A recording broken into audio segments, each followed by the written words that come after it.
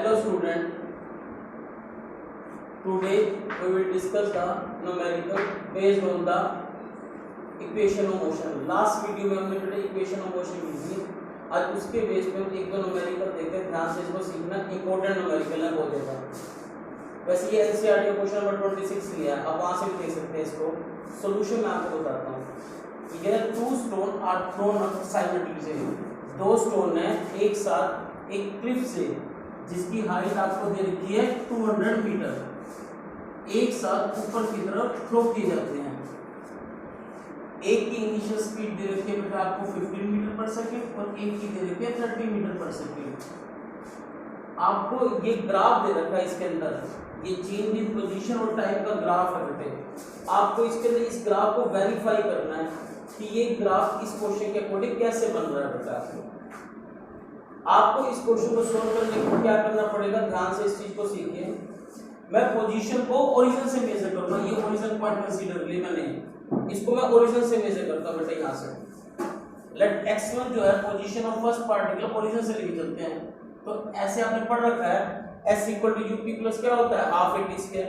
तो मैं जो x1 लिखूंगा वो क्या लिखूंगा 200, मतलब ओरिजिन से मेजर करो बेटा मैं यहां से, तो ये 200 ऐड हो जाएगा 200 प्लस ut कितना हो गया 15, टाइम कितना हो गया t। आगे क्या होगा, पार्टिकल नीचे से कहां जा रहा है ऊपर, तो a की वैल्यू क्या हो जाएगी -g10 हो जाएगा इनटू में t स्क्वायर। g को मैं 10 कंसीडर करके चल रहा हूं इजी कैलकुलेशन के लिए। तो यहां से 2 से 10 कैंसिल कितना आ जाएगा 5। तो जो x1 पोजीशन है वो कितना आ गया 200 प्लस का 15t माइनस का 5t स्क्वायर। इसको सोल्व बना दो। मैं सेकंड की भी, सेकंड पार्टिकल की भी इक्वेशन बना सकता हूं। ये 200 क्यों ऐड किया है, क्योंकि हम पोजीशन ओरिजिन से लेके चल रहे हैं, ये ओरिजिन है। तो सिमिलरली x2 भी मैं लिख सकता हूं 200, मतलब ये x01 है एक तरह से, ओरिजिन से हम मेजर कर रहे हैं, प्लस का 30t क्योंकि इनिशियल वेलोसिटी क्या है 30 सेकंड पार्टिकल की, फिर वही माइनस का 5t स्क्वायर किया जाएगा। इसको इक्वेशन क्या मान लिया 2। अब ध्यान से देखना इसको इक्वेशन क्या कर रखा है, ये x2 माइनस x1 करके चेंज की पोजीशन कर रखी है। ध्यान से सीखना क्या कर रहा हूं, मैं क्या कर रहा हूं, एज x1 = 0। x1 0 क्यों है, क्योंकि हम ओरिजिन से लेके चल रहे हैं। पार्टिकल यहां से गया नीचे आएगा वापस, जब जैसे ही नीचे आएगा वो रिबाउंड नहीं हो रहा, तो उसकी पोजीशन आपकी क्या कंसीडर कर ली 0, डिस्प्लेसमेंट 0 हो गया एक तरह से। ये ओरिजिन पॉइंट हो गया, यहां से गया यहां से वापस रिबाउंड नहीं हो रहा।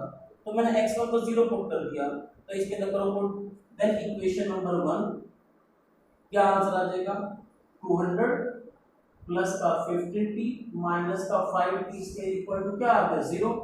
सॉल्यूशन करो, इसको इधर आगे 5 कॉमन ले सकते हैं, उधर आगे प्लस का हो जाएगा, क्या हो जाएगा 5t स्क्वायर माइनस का 15t माइनस का 200 इक्वल टू 0 और t स्क्वायर माइनस का 3t माइनस के 40 इक्वल टू क्या आएगा 0। फैक्टर बनाओ, t स्क्वायर कितना आंसर है माइनस का 3t माइनस के 8t प्लस के 5t माइनस के 40 इक्वल टू 0। t कॉमन आ गया, t माइनस का 8 प्लस के 5 t माइनस का 8 इक्वल टू 0, t प्लस 5 और क्या आ गया t minus 8 equal to 0। t equal to कितना आ गया 8 और माइनस 8, टाइम नेगेटिव नहीं होता इसलिए टाइम क्या आ गया 8 सेकंड। इससे ये पता लग गया जब पार्टिकल फर्स्ट पार्टिकल यहां से फेंका गया वो 8 सेकंड के बाद नीचे गिर गया। 8 सेकंड के बाद कहां गिर गया नीचे, दोनों एक साथ पत्थर फेंके गए। क्लियर है, ऐसे में सेकंड का भी निकाल सकता हूं बेटे, सेकंड पत्थर आके नीचे कब गिरा, कितने टाइम में गिरा। अब ध्यान से देखो, मैं इस चीज को थोड़ा सा रब कर रहा हूं बेटे ताकि तुम्हें पता लग जाए। मैं x2 को भी 0 कंसीडर कर सकता हूं, x2 इज आल्सो 0, x2 को भी 0 कर लो तो क्या आ जाएगा 200 प्लस 30t माइनस का 5t इसके इक्वल टू क्या आ गया 0। कोई क्वाड्रेटिक इक्वेशन का तो क्या आएगा t स्क्वायर माइनस का 60 माइनस के 40 इक्वल टू 0। अब क्या बनेंगे इसके अंदर को फैक्टर देखो, माइनस 60 आपको माइनस का 10t प्लस के 40 माइनस के 40 इक्वल टू 0।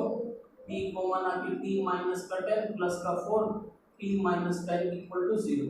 तो t माइनस 10 और t प्लस 4 आ गया फैक्टर और इक्वल टू क्या आएगा 0। तो t इक्वल टू 10 और क्या आएगा माइनस और नेगेटिव कंसीडर नहीं करते, वो क्या कंसीडर करते हैं पॉजिटिव।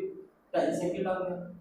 अब बहुत ध्यान से बात को समझना, पहला पत्थर ऊपर से नीचे आने में उसको 8 सेकंड लगे और दूसरे पत्थर को टाइम लग गया 10 सेकंड। इसका मतलब 8 सेकंड तक दोनों पत्थर हवा में थे। 8 सेकंड के बाद पहला पत्थर तो ग्राउंड पे आ गया, सिर्फ सेकंड पत्थर बच गया। अब मैं ये अकॉर्डिंग टू ग्राफ ये करता हूँ, x2 माइनस x1 करता हूँ, चेंज इन पोजीशन निकालता हूँ। x2 में से x1 को माइनस करो, देखो 2 में से सिंपल 1 को माइनस करो, क्या आंसर आएगा 200 plus 30t minus 5t square. फिर माइनस का साइन, माइनस का 200 माइनस का 15t प्लस का 5t स्क्वायर। 5t स्क्वायर से 5t स्क्वायर, 200 से 200, कितना आंसर है 15t आ गया बेटे। अब यहाँ से x2 माइनस x1 डायरेक्टली आ गया टाइम पे। अब जो x2 minus x1 directly time पे आ गया, तुमने पढ़ रखा है जैसे एक क्वांटिटी डायरेक्टली है b पे तो उसका ग्राफ स्ट्रेट लाइन बनता है, बट ये स्ट्रेट लाइन सिर्फ 8 सेकंड तक बनेगा, क्योंकि 8 सेकंड तक वो पहला पत्थर और दूसरा पत्थर दोनों हवा में थे। 8वें सेकंड के बाद सिर्फ दूसरा पत्थर हवा में आया, क्योंकि पहले फर्स्ट पत्थर गिर गया, क्लियर है। फिर दूसरा पत्थर ऊपर से कहाँ आ रहा है, नीचे आ रहा है। 8 सेकंड तक दोनों पत्थर हवा में थे, बट लास्ट के 2 सेकंड में सिर्फ सेकंड ही पत्थर बेटे किसमें था, हवा में था। और सेकंड पत्थर की इक्वेशन कैसी है, क्वाड्रेटिक, और क्वाड्रेटिक का ग्राफ होता है पैराबोला। कैसा ग्राफ होता है, पैराबोला, ये पैराबोला है। और इसके अंदर बी से सी तक क्या शो करता है, बी से सी ग्राफ ये शो करता है जो आपके स्टोन्स हैं वो रिबाउंड नहीं करे, स्टोन्स आर नॉट रिबाउंड, वो एक ही पोजीशन पे आगे बेटे, सेम पोजीशन पे आगे। अब ये 120 भी शो कर सकते हो, या t की वैल्यू आप 8 पुट कर दो, देन x2 क्या है, x2 माइनस का x1, यहां से मैं पुट कर सकता, देखो x2 माइनस का x1 equal to 15 time 8 put करो, 15 8 से कितना होगा 120, इसलिए ये 120 मीटर लिखा बेटा। ग्राफ स्ट्रेट लाइन क्यों बना, डायरेक्टली टाइम किया, बट कितने सेकंड तक, 8 सेकंड तक। ये 8 सेकंड में दोनों पत्थर किसमें थे, हवा में थे। फिर 8वें सेकंड के बाद से सेकंड पत्थर हवा में था, पहला पत्थर हवा में नहीं था। और जो सेकंड पत्थर की इक्वेशन क्वाड्रेटिक है, और क्वाड्रेटिक ग्राफ कैसा बनता है, पैराबोला। और बी सी ये शो करता है कि स्टोन रिबाउंड नहीं हो रहे, वो एक ही पोजीशन पे आके दोनों के दोनों सेम पोजीशन पे आ गए। कोई कंफ्यूजन बेटा यहाँ पर, बहुत इंपॉर्टेंट क्वेश्चन था। एक क्वेश्चन और देखो ध्यान से। अब देखो बेटे सेकंड क्वेश्चन देखो, बहुत इंपॉर्टेंट क्वेश्चन है ये। कहता है a ball is dropped at a height of 90 metre. एक ये हाइट है, ये मैं 90 मीटर ले ली, यहां से बॉल ऊपर से कहां आ रही है, नीचे, और downward motion, downward motion. A ball is dropped at a height of 90 meter on a floor. At each collision with the floor, ball loses 1/10 of the speed. Plot speed time graph. बेटे इसके अंदर आपको speed time graph बनाना है, तो speed time graph तभी बनेगा जब आपको स्पीड भी पता होगी और टाइम भी पता होगा। अब ये आपको दे रखा है, पर बॉल ऊपर से कहाँ आ रही है, नीचे, ऊपर से नीचे, तो यू क्या होता है, 0 होता है, यू क्या होता है 0, और a किसके बराबर होगा, g, g मैंने पहले ले लिया इसी कैलकुलेशन के लिए। और हाइट कितनी दे रखी है बेटा आपकी 90 मीटर। सिंपल v स्क्वायर माइनस का u square equal to a, s होता है, s ले लो या h ले लो, एक ही बात होती है। हाइट दे रखी है, u 0 हो गया, a किसके बराबर हो गया, g 10, हाइट कितनी होगी 90, तो यहाँ से v स्क्वायर इक्वल टू कितना आ गया 1800 आ गया, और v कितना आ गया अंडर रूट 1800। इसको सोल्व करने पे अप्रोक्सीमेटली 42 मीटर पर सेकंड अप्रोक्सीमेटली आता है। ये स्पीड आ गई, और स्पीड इंक्रीज हो रही है क्योंकि ऊपर से पार्टिकल ना आ रहा है नीचे, और कितना टाइम लग गया उसको नीचे आने में, टाइम निकालना चाहो तो v equal to u plus क्या होता है 80, v कितना हो गया 42, u 0 था, a 10 था, t आ गया, देन 10t इक्वल टू क्या आ गया 42, और t कितना आ गया 4.2 सेकंड। अब ध्यान से बात को समझो, देखो एक पार्टिकल ऊपर से कहां आ रहा है, नीचे आ रहा है 90 मीटर की हाइट से, इसकी इतनी स्पीड है और इतने टाइम में वो नीचे आ गया। आपको सिंपल यहाँ पर स्पीड और टाइम ग्राफ ड्रॉ करना है। मैं अभी स्पीड टाइम ग्राफ ड्रॉ करता हूँ, देखो, बट उसकी कंडीशन क्या है, जब वो बॉल नीचे आ गई, फ्लोर पे टकरा गई, उसने अपनी 1/10 स्पीड को लूज कर दिया। स्पीड कितनी थी 42, तो 42 का जो 10% होगा, 42 का क्या होगा 10%, कितना होता है 4.2 होगा 10%। अब उसने स्पीड को लूज कर दिया 10%, तो स्पीड उसकी वो कितनी की v डैश मान लो, v या u डैश में u मान लो, इक्वल टू क्या होगा 42 माइनस 4.2, कितना आंसर आएगा 37.8 मीटर पर सेकंड। मतलब इस स्पीड से बॉल कहां जा रही है, अपवर्ड मोशन में जा रही है। अब वो अपवर्ड मोशन में चली थी और आपको पता है हाईएस्ट पॉइंट पे जो फाइनल वेलोसिटी होगी वो क्या होगी, जीरो होगी। क्या होगी, जीरो। सिंपल वही v equal to u plus क्या लगाओगे 80, v क्या आ गया 0, u कितना आ गया 37.8, a कितना होगा -10, a -10 क्यों हो गया, अपवर्ड मोशन है, a इक्वल टू -u।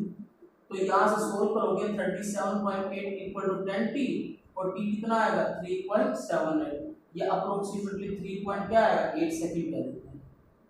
मतलब इसको बॉल पहले ऊपर से कहां ही नीचे टकराई, टकराने पे उसकी 110 स्पीड लूज होगी, लूज हो गई 37.8 से वो बॉल कहां गई, ऊपर गई और कितने टाइम में गई 3.8 सेकंड में गई।